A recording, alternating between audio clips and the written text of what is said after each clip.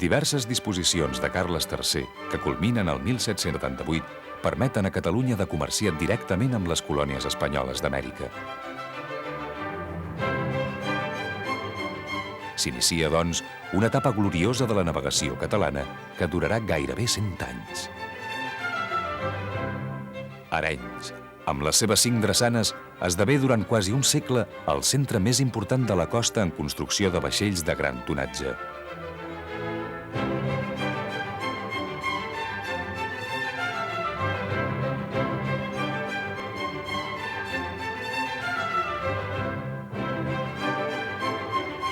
Hi ha nissagues arenyenques de constructors navals, entre les quals destaca la dels Caldes, al segle XIX.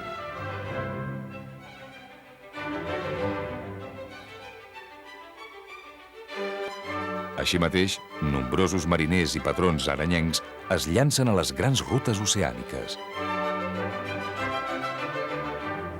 Per tal d'instruir tècnicament oficials i capitans, el vilatat Josep Baral i Torres funda el 1779 el famós Estudi de Pilots, que esdevindrà l'escola nàutica més prestigiosa de Catalunya.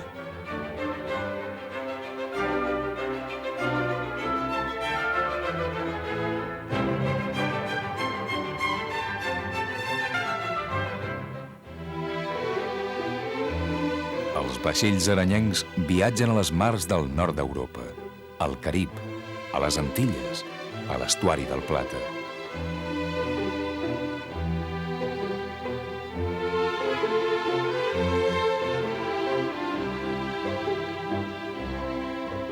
Transporten aiguardent, fusta, suro, terrissa, sangoneres. Alguns es dediquen al tràfic d'esclaus que recullen a les costes de Guinea.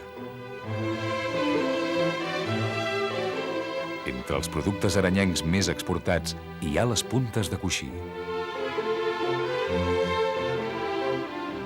Les puntes fetes a Arenys gaudien de gran prestigi per la delicadesa de la confecció i la perfecció dels acabats. En un poble d'aproximadament 4.500 habitants hi arribà a haver més de 1.200 puntaires.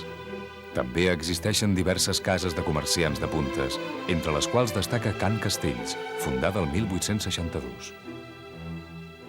Molts vilatans s'estableixen a Amèrica i alguns hi deixen empremtes remarcables.